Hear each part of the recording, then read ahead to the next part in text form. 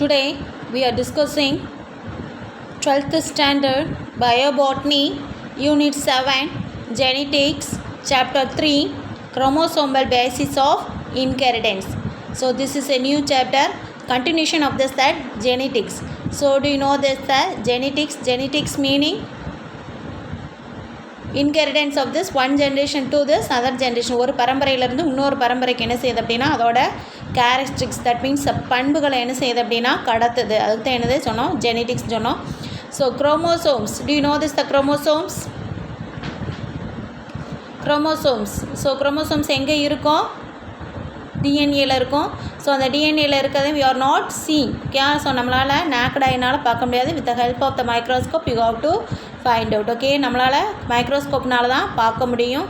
So chromosomes அது invisible. Okay, chromosomes என்னது அப்படின்னா இன்விசிபிள். ஸோ அந்த இப்போ பார்க்க போகிறது என்னது அப்படின்னா ஸோ அதை பேஸ் பண்ணி குரோமோசோம்ஸை பேஸ் பண்ணி என்னென்ன இன்ஹெரிடன்ஸ் எப்படி பண்புகள் வந்து அதாவது கேரக்டரிஸ்டிக்ஸ் வந்து one generation to other generation transfer to this one generation to this other generation. ஒரு பரம்பரையிலேருந்து இன்னொரு பரம்பரைக்கு எப்படி போகுது.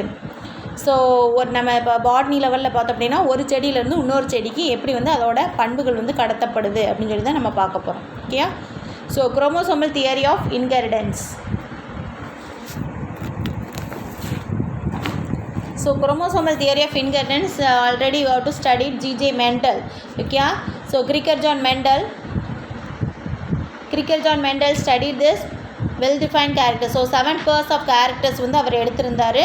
ஸோ லாஸ்ட் சாப்டர்லேயே நம்ம வந்து பார்த்தோம் 7 pairs of characters, bottle shape, seed shape, என்ன டால் அண்ட் டுவார்ஃப் லென்த்தை வச்சு பேஸ் பண்ணி 7 pairs of characters வச்சு எடுத்திருந்தாங்க. ஸோ நெக்ஸ்ட் என்ன அப்படின்னா 3 scientists it will be rediscovered for this Mendelism. யார் De Vries, Correns and Dushmark. Okay, do you know that? So this is the cytology means go to studied about the cells. Okay, studied about the cells got to called out cytology. Okay, cells பற்றி படிக்கிறது தான் நம்ம என்ன சொல்லுவோம் அப்படின்னா cytology அப்படின்னு சொல்லி சொல்லுவோம்.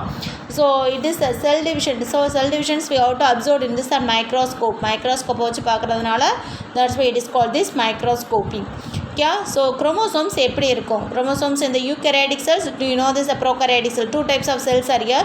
So we have to consider of this eukaryotic cells. So because we are learn about this biobotany plants பற்றி நம்ம படிச்சுட்டு இருக்கோம், அதனால் இது வந்து என்னது அப்படின்னா eukaryotic cells. ஸோ eukaryotic cellஸில் எப்படி இருக்கும் அப்படின்னா it is a worm shaped structures forming during the cell division are called chromosomes. It is a colorless bodies visualized by staining. Okay, staining procedure தெரியும் இல்லையா? நம்ம ஸ்டெய்னிங் ப்ரொசீஜர் 11th ஸ்டாண்டர்ட்லேயே படித்தோம். So அந்த ப்ரொசீஜரை follow பண்ணி தான் நம்ம என்ன செய்ய முடியும்னா குரோமோசோம்ஸை பார்க்க முடியும்.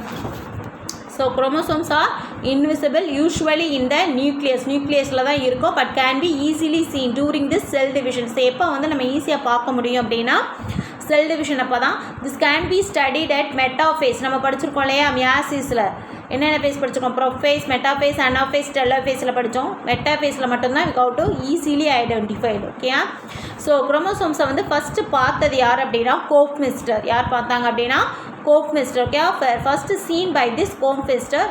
So were called by this குரோமோசோம்ஸ்னு யார் வந்து நேம் கொடுத்தா அப்படின்னா வால்டயர்.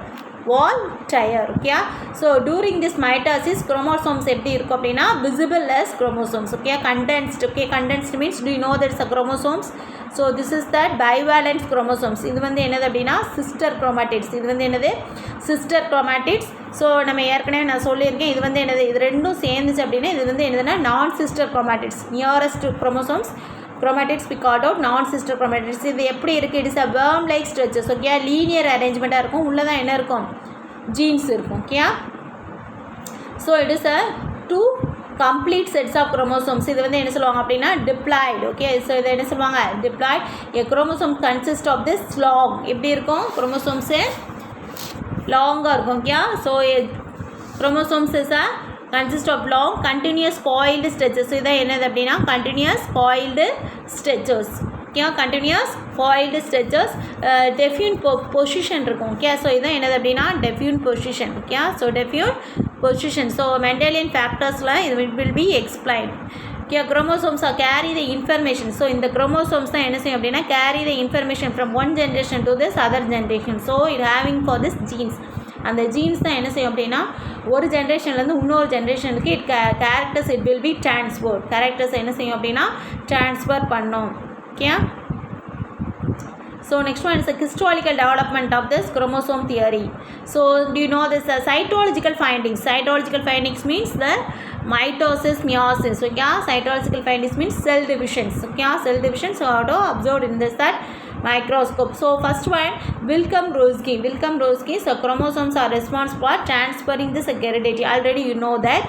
So Wilhelm-Roensky is a cytologist. Explain this one generation to other generation through the chromosomes. Chromosomes வழியாக தான் போகுது அப்படின்னு சொல்லி சொன்னாங்க.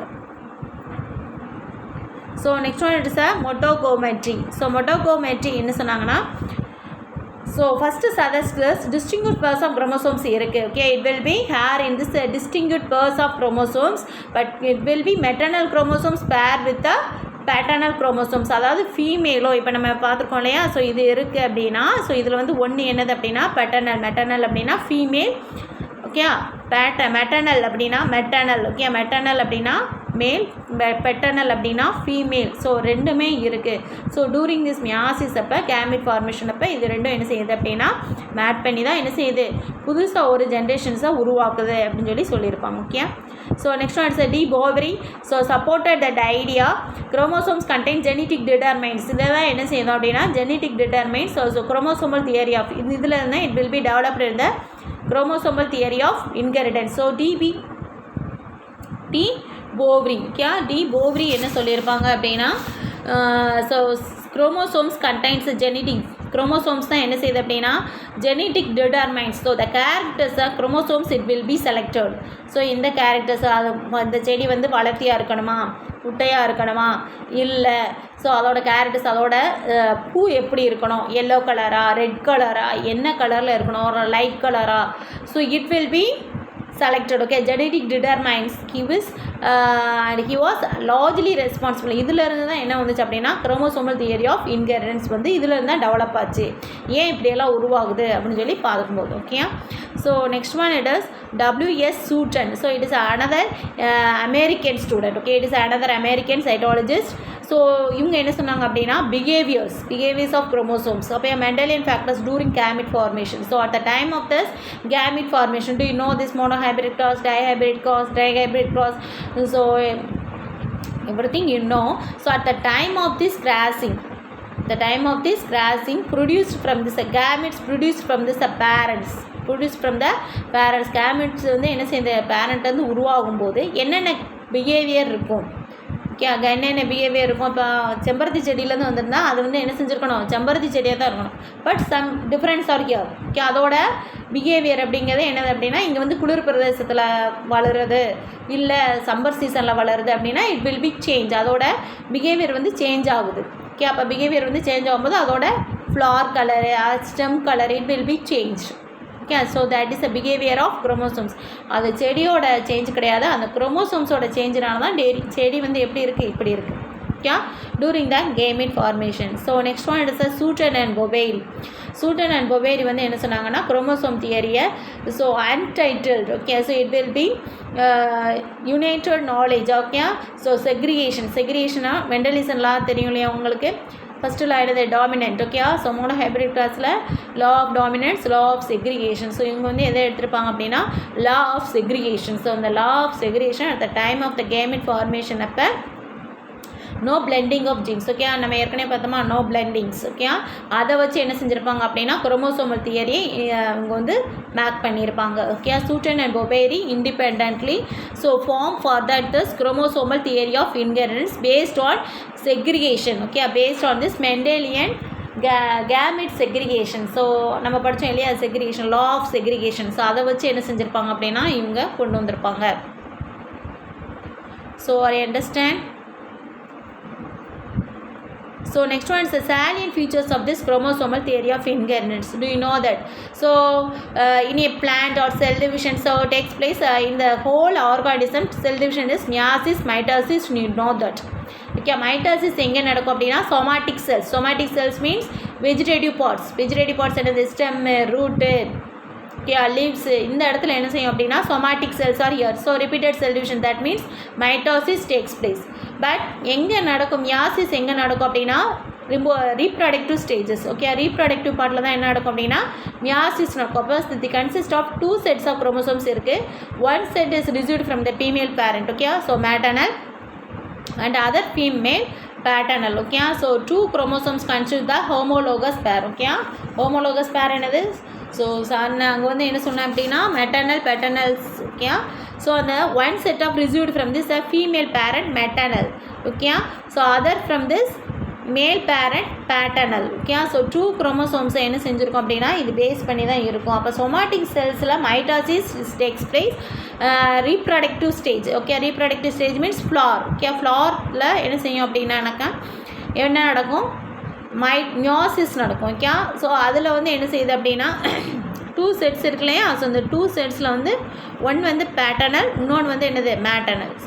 Okay, maternal paternal is depending upon this female and indicates as female and male. Okay, so next one என்னது அப்படின்னா chromosomes throughout their life. Okay, so the chromosomes division, cell divisions takes place in this throughout this organisms. அந்த ஆர்கானிசத்தில் வாழ்க்கை பூரா நடந்துக்கிட்டே தான் இருக்கும். Okay, so it is uniqueness individuality throughout their life cycle of an organism. So அந்த organism ஃபுல்லாக அது எது வரைக்கும் உயிரோடு இருக்கோ அது வரைக்கும் இந்த cell division is takes place. Okay, so next one is the behavior of these chromosomes at the time of this gamete formation. So it provides the evidence. Okay, so எங்கேருந்து வந்து நம்ம ஏற்கனவே படித்தோம், டெஸ்ட் கிராஸ் படித்தோம், back cross படித்தோம், reciprocal cross படித்தோம். இதெல்லாம் எதை வச்சு நம்ம எதுன்னு இருக்கிறோம் எப்படி கண்டுபிடிக்கும் அப்படின்னா behaviour of chromosomes at the time of the gamete formation. So அந்த time of the gamete formations அப்போ தான் நமக்கு வந்து தெரியும் இது எங்கேருந்து வந்திருக்கு, இந்த குரோமோசோம்ஸில் எந்த இடத்துல இருந்திருக்கும் அப்படின்னு சொல்லி நம்ம என்ன செஞ்சுட்ருக்கோம் தெரிஞ்சுக்கிடுவோம். ஓகே, ஸோ எதனால் வந்திருக்கலாம் எவிடன்ஸ். ஓகே, ஸோ எதனால் வந்திருக்கலாம் இது இந்த கேரக்டர் அப்படின்னு சொல்லி தெரிஞ்சுக்கிறதுக்காக தான் இது. So you understand.